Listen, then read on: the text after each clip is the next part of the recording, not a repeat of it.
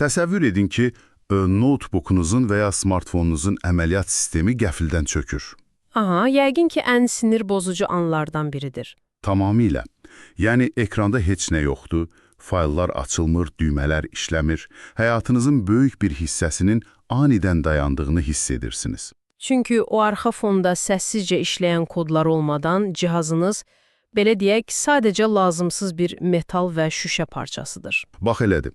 Bəs sizin dövlətlə münasibətlərinizi tənzimləyən, hüquqlarınızı qoruyan o görünməz əməliyyat sistemi çöksə nə baş verər?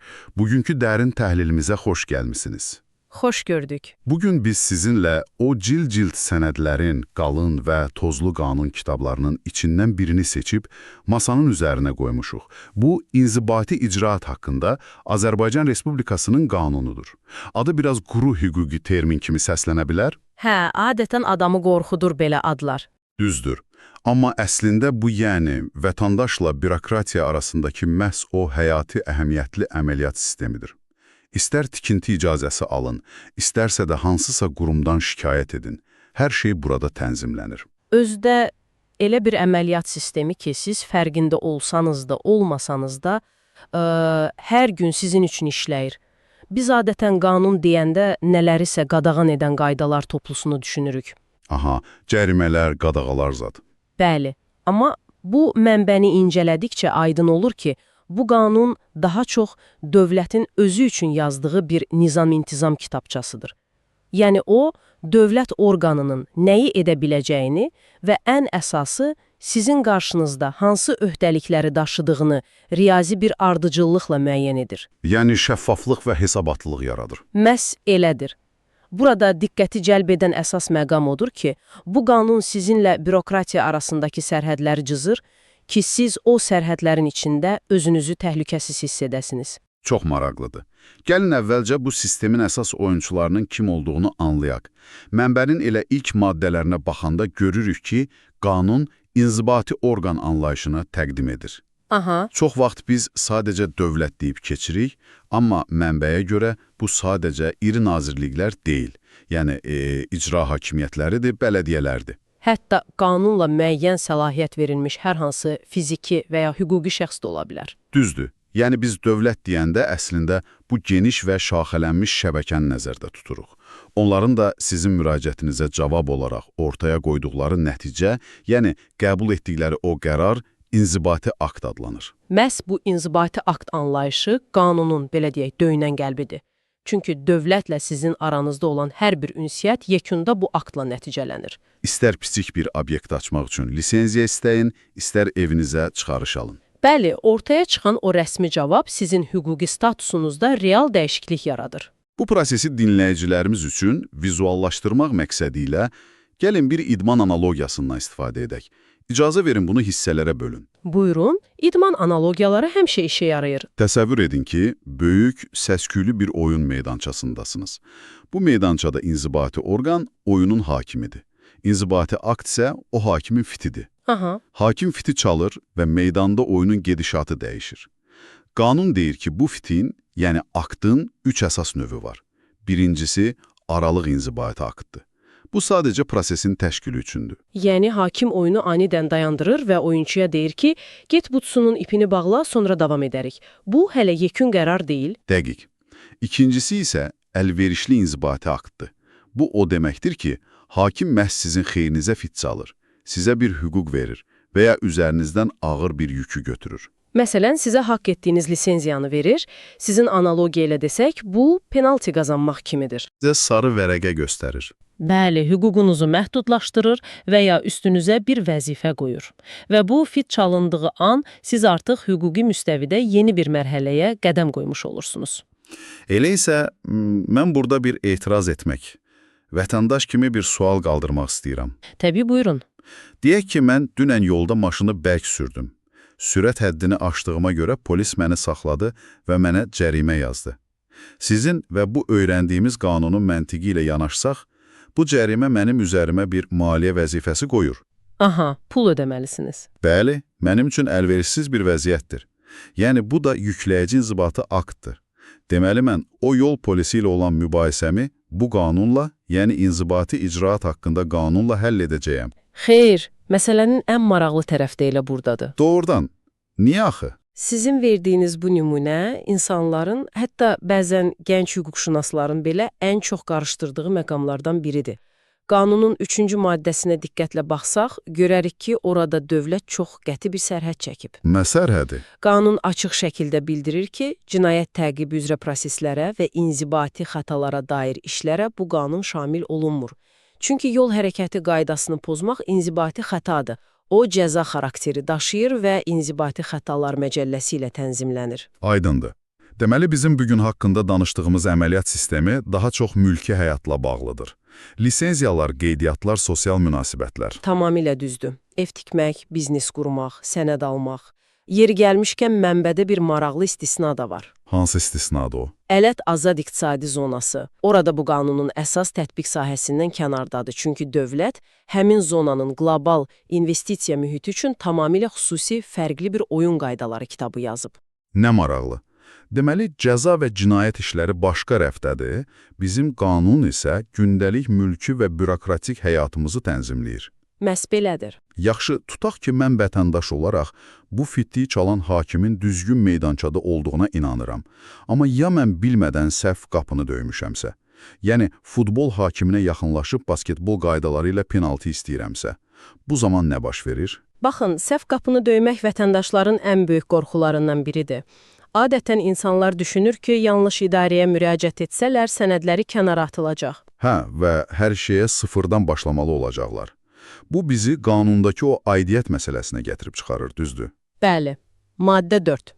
Bu qanun fərqli bir fəlsəfi ortaya qoyur. O, məsuliyyəti vətəndaşın yox, birbaşa inzibati orqanın üzərinə qoyur. Yəni, orqan müraciətə baxmaq üçün səlahiyyətli olub-olmadığını müstəqil şəkildə yoxlamalıdır. Dəqiq, orqan sizə bu mənim işim deyil, get kimə istəyirsən deyə bilməz.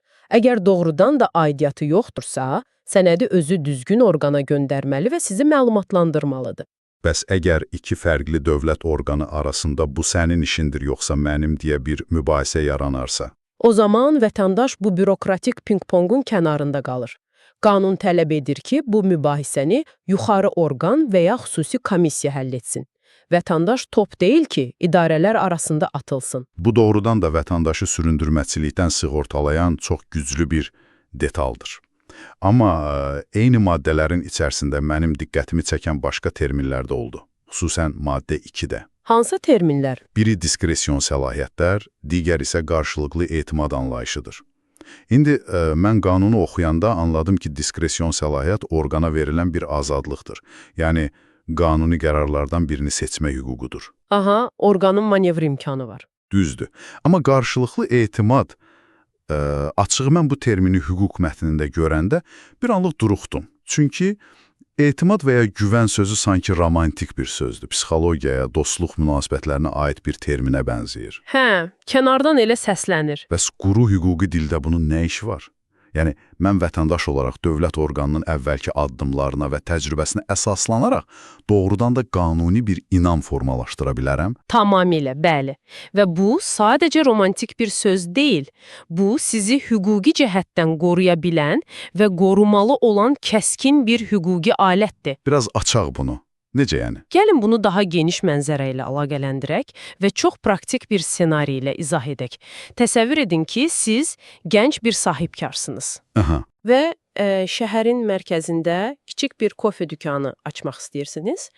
Məlumatlanırsınız, görürsünüz ki, son 5 ildə həmin inzibati orqan bütün kofe dükanlarına lisenziyanı eyni sadə sənədlər əsasında düz 10 gün ərzində verib. Yəni bu artıq orqanın formalaşmış vərdişidir. Bəli, inzibati praktikasıdır.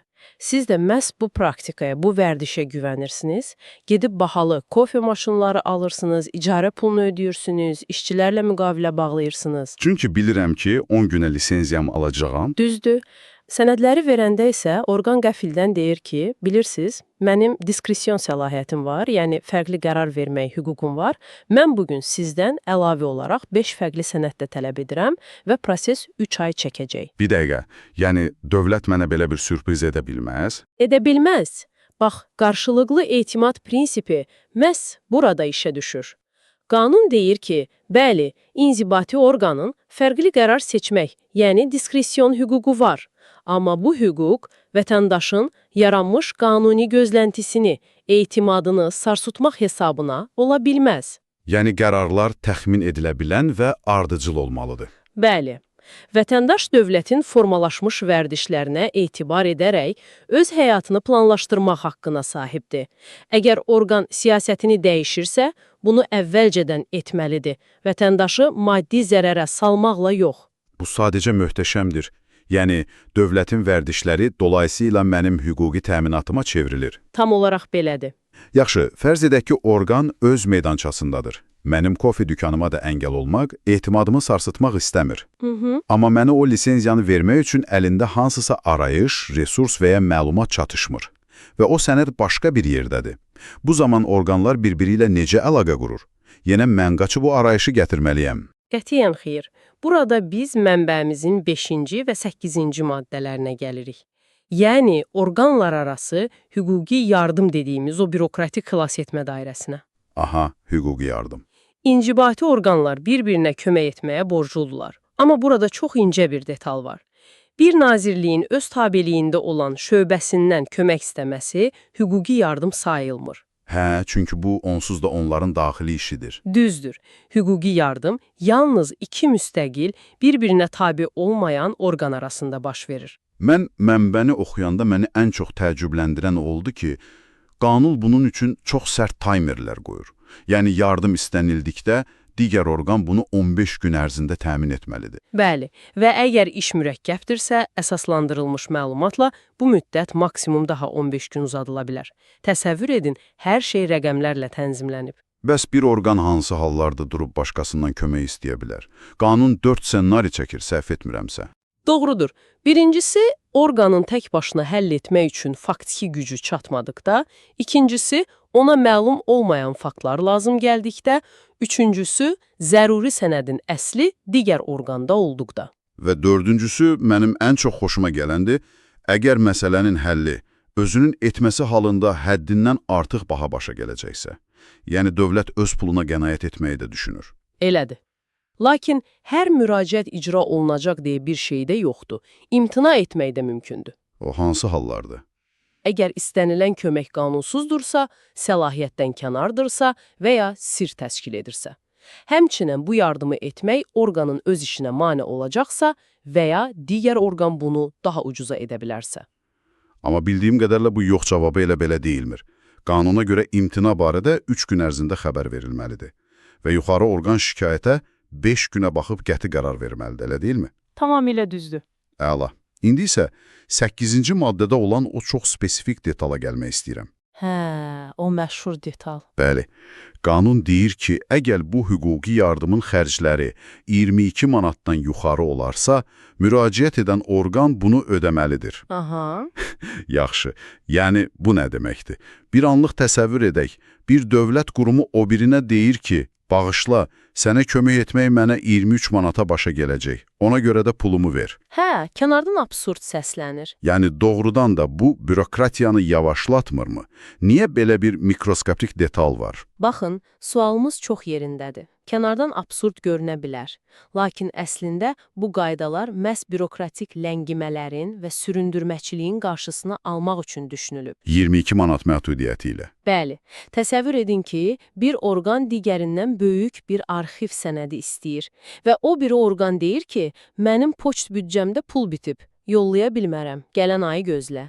Beləliklə vətəndaşın işi ləngiyir. Aha, anladım. Qanun isə deyir ki, xeyr, bəhanə gətirmə. Xərc 22 manata qədərdirsə, öz hesabına göndər. Yox əgər çoxdursa, vətəndaşa yoxdur demə. Sadəcə o biri orqana faktura göndər. O ödəyəcək. Hər şeyin dəqiq riyazi ölçüsü var ki, vətəndaşın işi ləngiməsin. Nə maraqlı. Yəni o cümlə əslində mənim lisenziyamın kiminsə büdcə bəhanəsinə qurban getməsinin qarşısını alır. İndi isə gəlin prosesin sonuna baxaq. Final mərhələyə. Bəli, kağızın gücünə. Bütün bu mürəkkəb prosedurlardan sonra ortaya bir qərar, yəni inzibati akt çıxır. Bəs biz bu aktın saxta olmadığını, fiziki dünyada dəyişdirilmədiyini necə sübut edirik? Maddə 9. İnzibati orqan öz aktlarının surətini rəsmi təsdiq edə bilər və bunun rəsmi qüvvəsi var. Amma vacib bir şərt var. Məzmunu dəyişdirilmiş və ya bütövlüyü pozulmuş sənəd əsla təsdiq edilə bilməz. Mən qanunda o təsdiq vərəqinin anatomiyasını oxudum. Orada sənədin dəqiq adı, əsli ilə eyni olması barədə qeyd, tarix, möhür və imzalı olmalıdır. Amma bir şey məni dəhşətə gətirdi. Hansı məqam? Təsdiq olunmuş surətin hər bir səhifəsi imzalanmalı və möhürlənməlidir. Yəni təsəvvür edin, mənim 50 səhifəlik bir sənədim var, məmur oturub hər səhifəni tək-tək imzalayır. Bu, müasir dövrdə bezdirici səslənmir. Bəli, bəlkə də ləngidici səslənir. Lakin bu, adi bir kağız parçasını qanuni bir qalaya çevirən detaldır. Necə yəni? Təsəvvür edin ki, illər keçib və sizin dükanınızın sahəsi ilə bağlı böyük bir məhkəmə mübahisəsi yaranıb.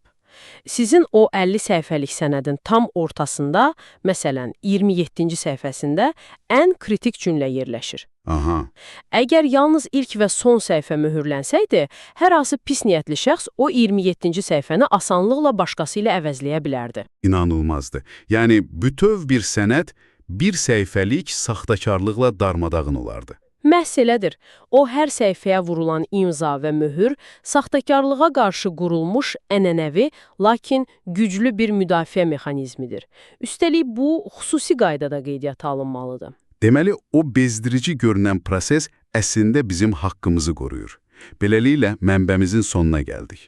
İndi aydın olur, niyə girişdə biz bu qanunu əməliyyat sistemi adlandırdıq. Çünki hər şey bir-biri ilə bağlıdır. Düzdür. Dinləyicilərimiz, bugün biz sadəcə bürokratik qaydaları oxumadıq.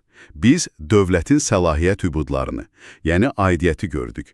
Orqanların şəffaf işləmə mexanizmini, o hüquqi yardımı anladıq. Və təbii ki, qarşılıqlı etimadı öyrəndik. Bəli, niyə bütün bunlar əhəmiyyətlidir? Çünki bu qanunlar sizin vaxtınızı, hüquqlarınızı qorumaq və dövlət maşınının təsadüfi deyil, dəqiq işləməsini təmin etmək üçün mövcuddur. Çox doğru vurğuladınız, amma mən burada icazənizlə dinləyicilərimizi düşündürəcək bir məqama toxunmaq istəyirəm. Buyurun, təbii ki. Bu, çox vacib bir sual yaradır. Biz bugün hər bir səhifənin möhürlənməsi və insanların qarşılıqlı etimadı barədə danışdıq. Lakin dünya sürətlə tam rəqəmsallaşmaya doğru gedir. Hətta süni intellektin inzibati qərarlar verdiyi bir gələcək bizi gözləyir. Bəli, çox sürətlə inkişaf edir. Özünüz üçün düşünün, süni intellektin qəbul etdiyi bir inzibati aktda qarşılıqlı etimad hissi necə formalaşacaq? Maşının verdiyi qərara necə güvənəcək? Və ya o 22 manatlıq fiziki hüquqi yardım xərci bulut texnologiyaları dövründə saniyəlik məlumat ötürülməsində hansı mənaya gələcək? Doğrudan da çox dərin və təhrik edici bir düşüncədir. Görünür, bu əməliyyat sistemi gələcəkdə çox böyük bir yenilənmə tələb edəcək. Hər birinizə bugünkü ətraflı müzakirəmizə qoşulduğunuz üçün təşəkkür edirəm. Özünüzə və hüquqlarınıza yaxşı baxın. Növbəti dərin təhlillərdə görüşənədək.